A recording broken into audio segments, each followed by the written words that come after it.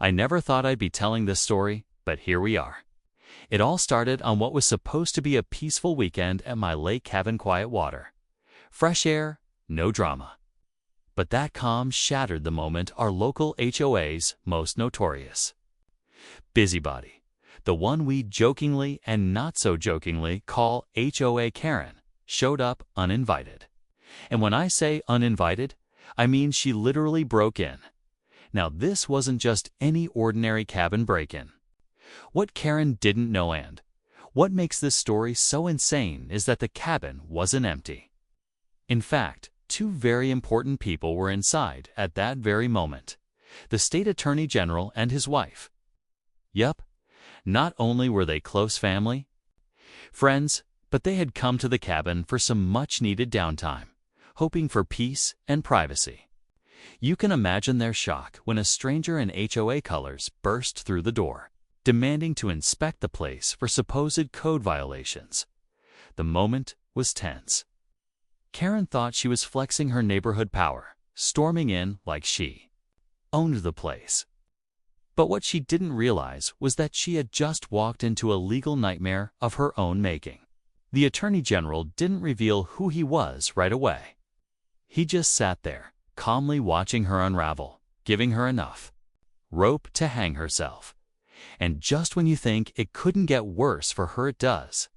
Because what happened next not only changed the way the HOA operates, but also put Karen right in the middle of a statewide investigation. Stick around, because you won't believe how far this spiraled once the truth started to come out. Karen had always been the kind of person who treated the HOA like her personal empire. She wasn't even on the board, just someone who had way too much time and an obsession with enforcing rules that didn't even exist. Everyone in the neighborhood knew her. She'd measure grass height, take photos of porch furniture, and send weekly complaint emails about the most ridiculous things. But no one expected her to go as far as trespassing on private property, especially not my family's lakeside cabin, miles away from her jurisdiction. What's strange is how she found the place. The cabin is tucked deep in the woods off a dirt road with no signs, and it's not part of any HOA. That's what made this feel less like some nosy neighbor moment and more like something calculated. Did someone tip her off? Was she trying to dig up dirt for some personal gain? Or was it really just another Karen moment gone way too far? The state ag and his wife had just finished their coffee by the fireplace when she barged in. She didn't knock. She didn't hesitate. She walked straight through the front door like she owned it, clipboard in hand, spouting off something about unauthorized lake usage and environmental concerns. She didn't even realize who she was talking to, just kept going, pointing at the deck, the dock, the fire pit outside. Meanwhile, the AG's wife sat there, stunned, watching the scene unfold like it was a bad TV show.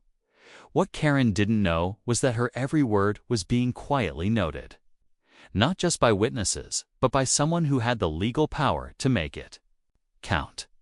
And just as she began inspecting the kitchen sink for some made-up violation, things started to take a turn she couldn't have seen coming. The thing about Karen-ish, she doesn't back down. Once she gets something in her head, she runs with it like she's on some kind of mission. That day, she wasn't just acting like a nosy neighbor. She came in with an attitude, a list of supposed violations, and even had her phone recording, like she was building a case for court. She pointed at the outdoor grill, complained about the dock being too close to the waterline, and accused the cabin of violating some community beautification code. The irony: this cabin isn't even within her HOA boundaries. It's not governed by any HOA at all. Meanwhile, the Attorney General sat quietly on the couch, letting her go on. He didn't say a word, didn't even flinch.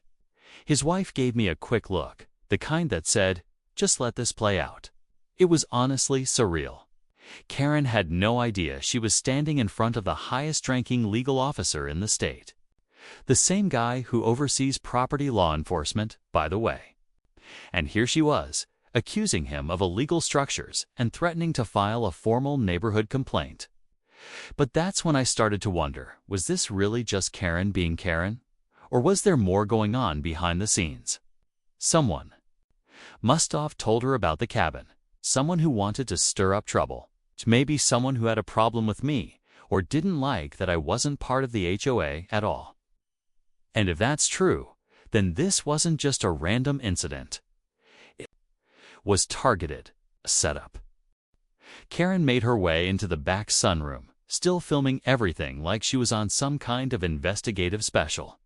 She was muttering to herself about drainage permits and environmental compliance, like she had memorized a list of buzzwords just to sound official.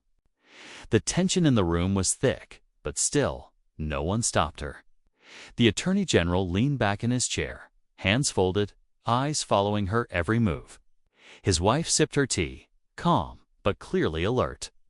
I stood near the kitchen, watching it all unfold like I wasn't even the property owner, just a witness to something bigger brewing.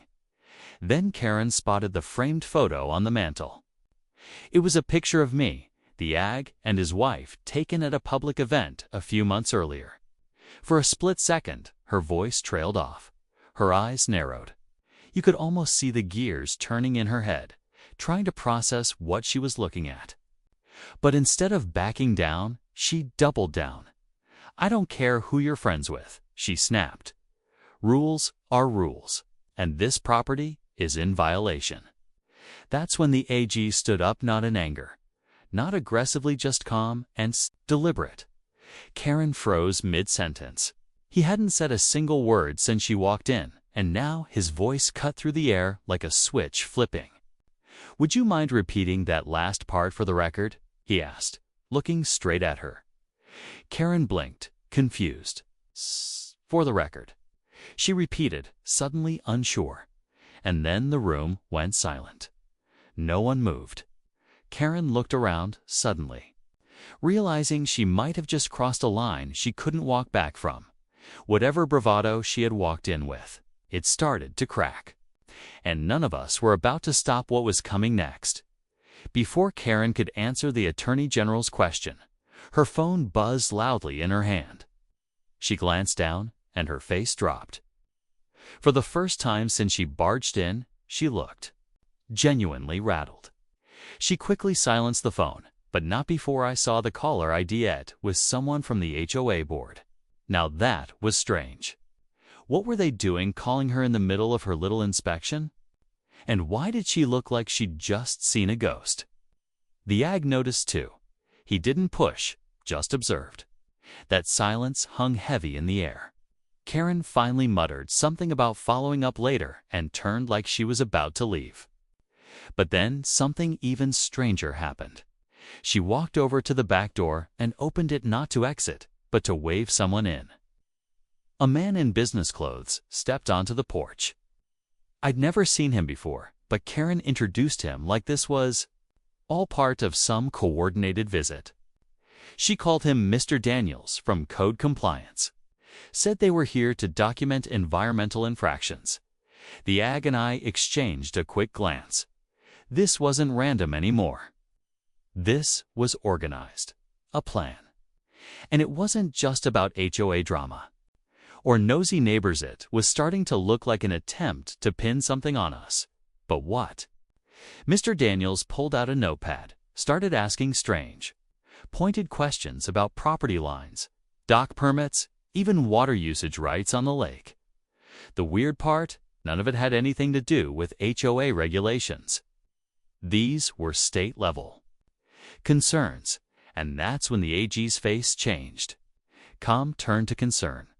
Whatever they were trying to do, it went deeper than a cabin complaint.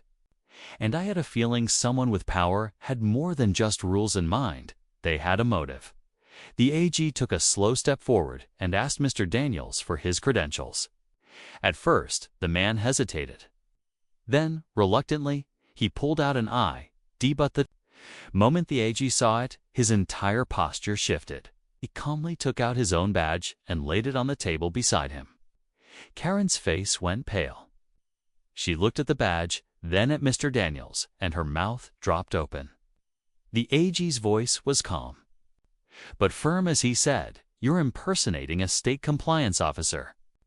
That's a felony." The room froze. Daniels tried to backtrack, claiming he was just there in a consulting role, but it was too late. The AG's wife had already dialed the sheriff's office. Karen stammered, insisting she didn't know he was fake, that she thought he was legitimate because someone on the HOA board gave her his contact. But her story started to fall apart fast. Turns out, the HOA board had been quietly pressuring outlying landowners like me to voluntarily submit to their guidelines. When I refused to join, someone tried to build a case that I was harming the environment, hoping I'd give in or get fined into submission. Karen, hungry for control, was their perfect messenger, but involving a fake official. That was their mistake. Just as the deputies arrived, Karen sat on the edge of the porch, completely silent. Daniels was cuffed and taken in, but the real twist. A follow-up investigation uncovered emails between 2 HOA board members and Daniels, proving they coordinated the whole thing. And one of those names, a current candidate running for county office. They tried to take my cabin and my rights, but they exposed themselves instead. I didn't just keep my land. I helped bring down a crooked little power game. One rule at a time. After everything calmed down, the cabin finally felt like a peaceful retreat again. The lake was still. The sun was dropping behind the trees, and for the first time in days, I could actually take a breath. The Attorney General and his wife stayed for one more night, mostly to make sure everything was documented correctly. Before leaving, he shook my hand and said, "You did the right thing by staying calm." A lot of people would have lost it. That meant more to me than he probably realized. Karen ended up resigning from every volunteer position she held in the community. Not because she was forced to, but because the embarrassment became too much. The HOA tried to distance themselves from the whole thing, claiming they had no knowledge of the impersonation or pressure tactics. But the emails said otherwise, and once they surfaced, the board faced major backlash from residents. A few of them stepped down. The candidate tied to Daniels quietly dropped out of the county race without explanation. As for me, I kept the cabin. No fines, no restrictions, no HOA rules. Just a piece of land I loved and had every right to enjoy.